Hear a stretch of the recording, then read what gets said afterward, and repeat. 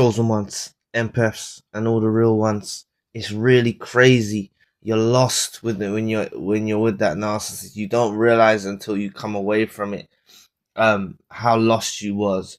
And those of you that are out of it and have persevered, you can testify that you find yourself. You really feel fulfilled. You find meaning. You find purpose. And please, like, give hope to those that are at the beginning of their journeys, because I just want to promise you all, like, that are in a place of hurt and stuck. You're going to look at that you may have already noticed small changes now, but you're going to look at that old version of you around the narcissist, and you're going to think, no, like, that was, what the hell was I doing? Like, that's what you're going to think. Something I think you struggle with is fond memories. Fond memories. And I'll tell you how to eradicate that. Please like, share, and subscribe. Like, fond memories. Remember that there is no fond memories. Like, I've always known this. There is no fond memories. Like, those memories that you have that are warm feelings or whatever, there's none. Okay, that was when you was asleep. All right, and this is the new version of you. And initially you go through the hurt and the pain, but don't end up in cycles of rumination about fond memories and all the great times we had together. Like, no. And it's not just romantic relationships, it's family, it's friends, it's whatever, you know. They're not fun memories. These people are parasites. You know what I'm saying?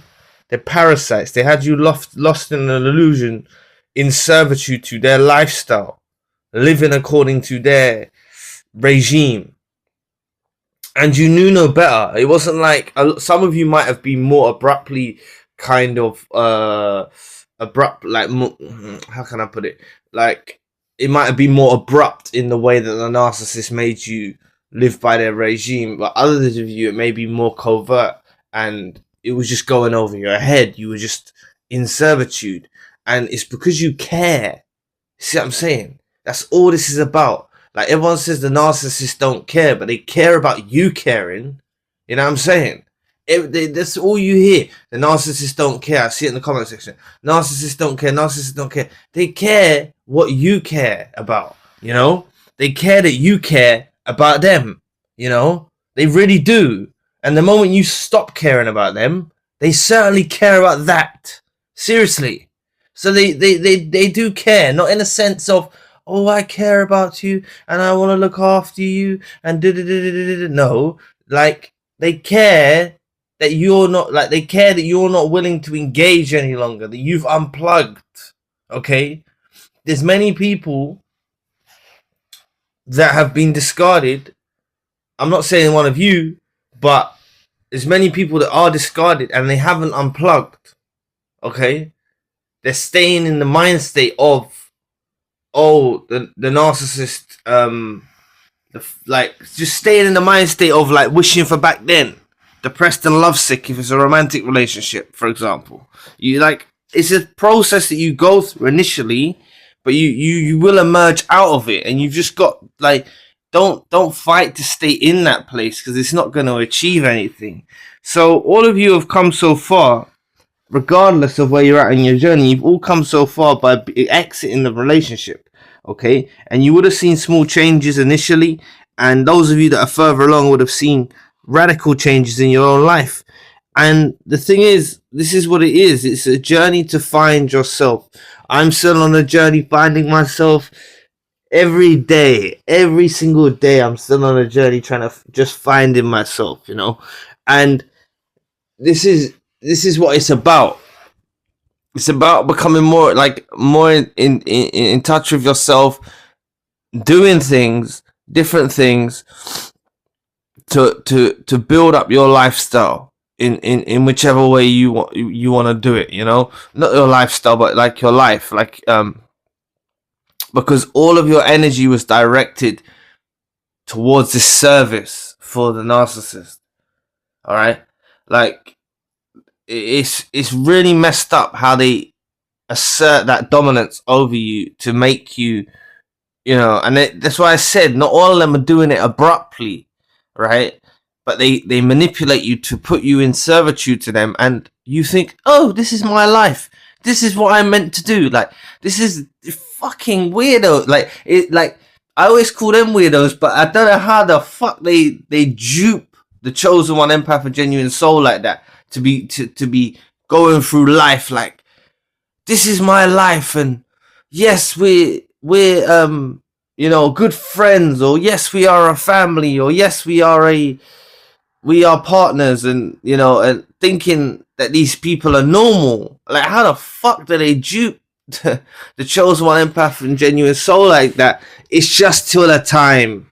It's just till that time, and you have your awakening, and you go through radical change. Okay, you might go in your cocoon for a while. That's why I don't want any of you to misconstrue that with festering or stagnating. Okay, you do go in your cocoon. That's why I talk about the lone wolf and the rolling solo and doing these things. You do kind of maybe isolate yourself, and it can be done for a period of time, and you might even do that long time, but you will emerge out of it, replenished. It's a beautiful feeling to feel fulfilled, and to not care. That's one of the main things the narcissist always needs you to do. They need you to care what they're doing. They need you to care what they're not doing. They need you to be plugged in. And it's just about unplugging from the narcissist. This, it is really, they are siphoning your energies through them, through a myriad of ways when you're involved with them. If it's a romantic relationship, they're siphoning your energy through you by you being intimate with them. You gotta think about this. I know relationships, if you meet someone and they're decent, you can be very close and affectionate and show affection and things like that.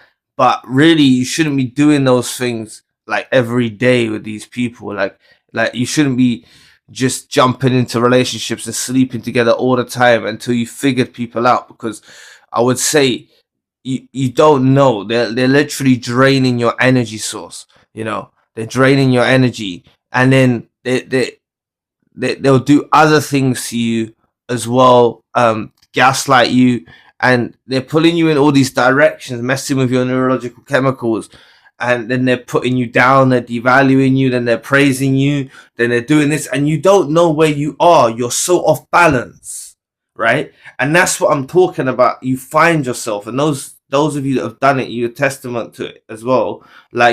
You find yourself, you find your footing in life, and you feel more sure in yourself. You feel more sure in yourself, and you realize that you was never going to become as strong as you get if you stayed around that narcissist, and you wasn't going to be prepared for life. Really, and you wasn't. The thing is this is what I mean. These relationships had to end because it was only going to get worse. All right. That's something you've all been spared from. And you need to remember that, those of you that are in a place of hurt or discomfort. You've been spared. The relationship ending is you being... It's a good thing. Okay? It was going to get worse. You don't know what the hell God or the universe or whatever's preventing you from going a path down with them. Keeping them away, keeping them at bay. That's what you got to just work towards. Keeping them at bay, keeping them away.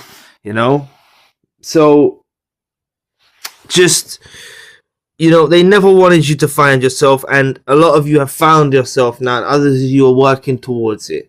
But just remember, don't confuse stagnating, going in the cocoon with stagnating or festering or anything like that. It's just a process you go through.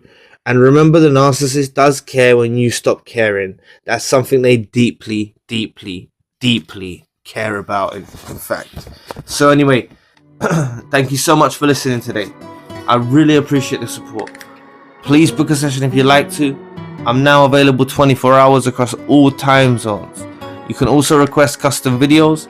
All video requests are processed in 24 hours. You're welcome to donate or support to the channel if you'd like to. My podcast is now on Spotify. Check out the spiritual channel for more content. All links you need in the description box below, and I'll be back with another video soon. Peace.